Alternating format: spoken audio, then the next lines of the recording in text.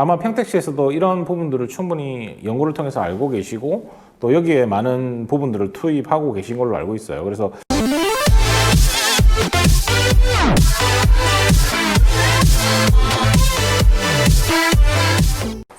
네, 안녕하세요. 평택대학교 김호윤이라고 합니다. 여러분들 만나 뵙게 돼서 반갑고요. 오늘 그 주제에 대해서 여러 가지 얘기해 볼 수 있는 시간 가져보도록 하겠습니다. 야간에 그 열정이 대단들 하십니다. 네. 네, 우선 그 주제를 평택의 환경유기와 문제 풀어보기로 주셔가지고요. 네, 제가 일단 자료를 준비를 해봤는데 그 전에 뭐 일부 좀 활용된 내용들도 있고요. 여러분들 많이 보신 내용들도 일부 있으실 것 같아요. 그래서 좀 살펴보도록 하겠습니다. 최근에 뭐 더 잘 아시겠지만 이 평택은 현재 그 세계의 대기오염 측정소를 가지고 있고 또 추가로 지금 설치할 계획에 있어서 추가로 지금 장소를 섭외해서 추진하고 있는 것으로 알고 있습니다. 그때 저도 현장에 같이 동행해서 가서 현장을 또 살펴본 적도 있었고요. 아무래도 평택은 다른 기후변화라는 대주제는 있지만 현재 이제 미세먼지와 관련된 내용이 가장 큰 이슈로 알고 있고 또 그렇게 많이 예산 투입이나 하고 계신 걸로 알고 있습니다. 숫자로 보는 미세먼지 통계인데요. 여기에 보시면 1위라고 되어 있는데 1위가 뭐 다 좋은 건 또 아니에요. 그래서 세계 주요 도시 미세먼지 오염도 이건 좀 자극적으로 보이게 하기 위해서 나온 자료인데 2012년 통계청 자료에 의하면 서울이 좀 다른 국가 주요 도시보다 좀 높다 이런 어떤 게 있고요. 또 21, 9, 0.06이라는 게 있는데요. 21은 이제 호흡기 질환 발생이 평소보다 21% 증가한다. 주의보 경보 시에.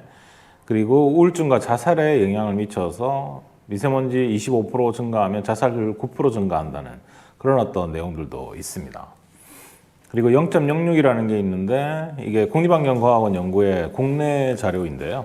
임신 중 미세먼지 10 마이크로그램 per 큐빅미터 임신 기간에 농도가 증가했을 때 태아의 허벅지 길이 감소가 0.03에서 0.06까지 감소할 수 있다라고 하는 부분들도 있습니다. 그리고 또 430, 10, 또 84분 뭐 이라는 게 있는데요. 84를 좀 보시면 미세먼지 예보가 매우 나쁨일 때 성인 남성이 1시간 동안 걸어 다니면서 마시는 먼지의 양이 58 마이크로그램 per 큐빅미터라고 봤을 때 2000cc 디젤차 매연을 84분 가량 흡입하는 것 같다라고 하는 비유도 좀 있었었는데요. 좀 자극적인 내용도 있습니다. 그리고 미세먼지가 가지는 여러 가지 정보들이 있는데 이 정보들이 사실은 개개인마다 정보 습득의 어떤 능력도 틀리고 또 소통되는 내용도 다르다 보니까 운영자와 또 이용자 간의 어떤 정확한 정보가 없는 가운데서 이루어지는 이런 어떤 에피소드들도 기사에서 이렇게 다루고 있고요. 여러분들은 어떻게 생각하세요? 미세먼지가 있는 날 환기를 해야 될까요? 말아야 될까요? 정확한 답은 없지만 미세먼지가 있는 날 그럼에도 불구하고 일부 환기를 또 해야 된다라고 하는 게 또 정설이기도 합니다. 왜냐하면 실내에서 많은 또 이벤트들이 일어나고 있기 때문에 또 학교도 또 문제죠. 그래서 최근에는 평택도 마찬가지일 겁니다. 평택에 있는 시도교육청에서 초등학교는 지금 전면 다 공기청정기가 도입되어 있는 상태고요. 그 공기청정기의 효율성에 대해서도 얘기를 많이 하고 있고 그 효율성을 또 높이기 위해서 또 여러 가지 노력도 하고 있는 연구단도 지금 마련되어 있는 상황입니다. 그래서 저도 지금 서울시교육청 학교통합공기질 지원단 단장으로 프로젝트를 지금 끌고 가고 있는 상황이고 그렇게 일을 또 하고 있죠. 그래서 지금은 미세먼지 때문에 외부에서 올해는 이제 코로나 덕분이라고 하기에는 좀 그렇지만 코로나가 이제 좀 워낙 사회적인 이슈다 보니까 미세먼지가 사실 많이 덮여져 있고요. 예산도 좀 많이 그쪽으로 가고 있는 상황이기도 합니다. 그럼에도 불구하고 정부에서는 뭐 또 평택시도 마찬가지고 미세먼지에 대한 좀 현안 이슈 부분들을 해결하려고 노력을 많이 하고 있는 상태인 거죠. 대중교통수단도 마찬가지예요. 평택시 같은 경우는 뭐 지하철이 이제 없고 대중교통수단이라고 하면 이제 버스, 택시 정도인데 실제로 이제 미세먼지가 주의보 경보 시에는 이런 어떤 대중교통 수단을 이용하는 부분에 대한 정보들도 같이 공유가 많이 돼야 되는 상황인데 이런 부분에 대한 또 계속적인 모니터링 이런 것들도 굉장히 좀 필요한 그런 어떤 상황이라고 보시면 될 것 같습니다. 그리고 이런 기사들도 좀 있었죠. 예. 그래서 여기도 지금 듣고 계시는 분들 중에 주부분들도 좀 많이 있으실 텐데 이게 여성 폐암 환자분의 비흡연 여성 폐암 환자의 가장 큰 높은 여성 폐암의 기여도가 이 주방조리라는 이 데이터인 건데요. 그래서 이제 실제로 이 만성 폐쇄성 폐질환 환자들은 이 가스 냄새를 못 맡으세요. 예, 그래서 저도 그때 강남 세브란스 병원에 COPD 환자들의 가정에 공기청정기를 설치해서 같이 병원에 내원을 하면서 효과를 좀 시너지가 있는지 그런 부분들을 본 적이 있었는데요. 실제로 보면 이 조리법에 따라서 미세먼지의 발생량이 틀리긴 합니다. 그럼에도 불구하고 여기에 나와 있는 수치들이 고등어 고기가 뭐 2,000이고 삼겹살 고기가 1,000이고 이거는 정확한 정보는 아니고요. 측정 장비의 어떤 오류 부분이 일부 있습니다. 그럼에도 불구하고 미세먼지가 일부 기여를 한다는 건 분명하고 뒤쪽에서 한 번 더 말씀드리도록 하겠습니다.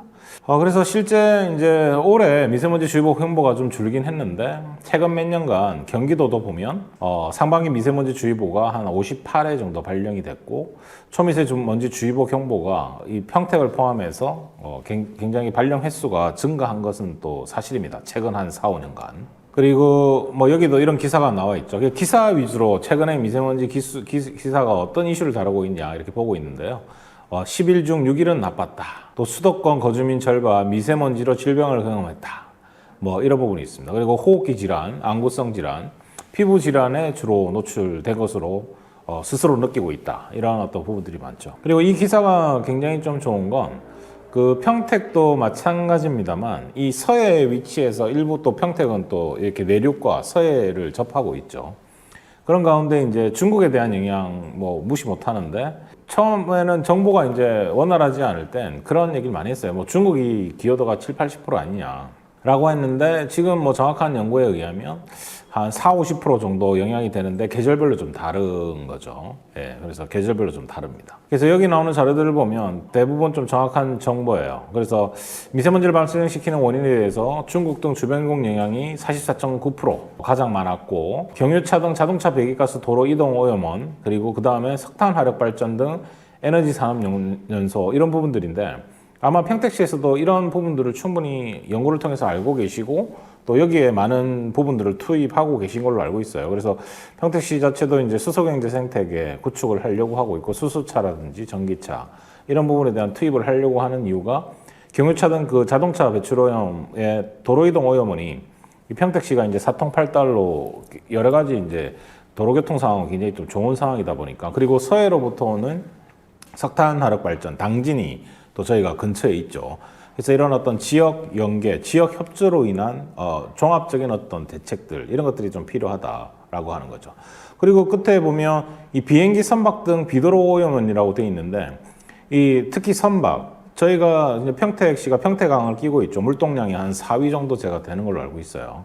그러면서 이런 어떤 선박으로부터 오는 그리고 컨테이너를 실어 나르는 그런 어떤 부분들이 전부 다 이 벙커 시유를 쓰고 있다 보니까 아무래도 이 1차 직접 발생되는 것도 있고 2차 전구체에 의해서 오는 것들도 충분히 있는 것으로 지금 파악을 하고 있는 상황입니다.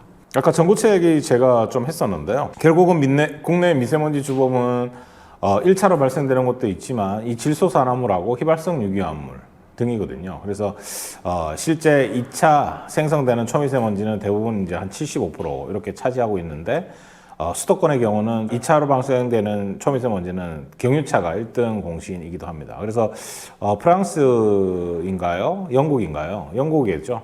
앞으로 한 30년 정도 뒤에는 아예 이제 이런 어떤 경유차, 휘발유차를 못 쓰게 하는 그런 어떤 부분들도 발표를 한 걸로 알고 있습니다. 그리고 특히 이제 미세먼지 자체가 독성을 이미 IARC에서 1급 발암물질로 WHO에서 1급 발암물질을 발표를 했는데 그 중요한 건 미세먼지가 품고 있는 이 이 구성 성분이 어떻게 되냐, 그거에 따라 많은 결과가 좀 차이가 있어요. 그래서 울산공단이 가지고 있는 어떤 미세먼지의 특성하고 평택이 가지고 있는 미세먼지의 특성, 그리고 인천이 가지고 있는 미세먼지의 특성, 당진이 가지고 있는 미세먼지의 특성이 구성 성분 자체가 틀리다는 거죠. 그래서 그 소스를 찾는데 그 구성 성분 가지고 얘기를 많이 하기도 합니다. 그래서 이런 어떤 오염원 추적에 이런 것들을 이제 많이 반영을 한다라고 하는 거죠. 그리고 우리가 이제 기후변화라는 대주제 안에서 지금 미세먼지 얘기를 좀 하고 있는데, 이게 2017년 4월자 신문인데, 조선일보인데, 황사뜸한데 미세먼지 극성이라고 북서풍의 장난이라고 되어 있습니다. 이게 여기에 큰 제목으로 나와 있는 게 있죠. 그래서 온난화로 시베리아 고기압 약화가 돼서 북쪽에서 불어오는 바람이 약해져서 이게 못 넘어가고 이 한반도 상공에 머무른 이런 부분들이 있기 때문에 기후변화와 황사, 미세먼지는 뗄래야 뗄 수 없는 그런 어떤 관계이다, 이렇게 보시면 될 것 같습니다. 이것도 이제 유사한 내용이 경향신문에 나왔었던 내용인데요. 미세먼지 농도 1년간 9.2 마이크론 퍼 큐비미터 늘 때 심혈관계 질환, 사망률이 9.7% 상승한다라고 하는 데이터들도 있고요. 아까도 제가 말씀드렸지만 이제 오마이뉴스 2014년에 보면 이게 바람과 연관성이 명확하게 어느 정도 있다, 1급 발암 물질이라는 부분들이 있죠. 그리고 일반 시민들한테 미세먼지가 1급 발암 물질로 지정된 사실을 알고 있냐라고 했을 때 60% 가까이가 몰랐다라고 일반 시민들이 이제 대답을 한 기사들도 보여주고 있습니다. 그리고 PM10과 2.5 비율이 계속 높아지고 있다는 건 이 부분에 대한 위해성 자체가 더 높아지고 있다, 이렇게 인지를 하시면 될 것 같고요. PM10과 PM2.5가 이제 WHO가 가진 농도가 있는데, WHO가 가진 거는 이제 편견 없이 기준을 만들어 놓은 거죠. 그 지역의 그 나라의 어떤 배경 농도하고 관계없이 PM10과 PM2.5의 기준치를 만들어 놨는데, 사실은 우리나라도 이거를 이제 쫓아가고 있고 한 70% 정도 이렇게 수준으로 저희가 계속 유지하고 있습니다.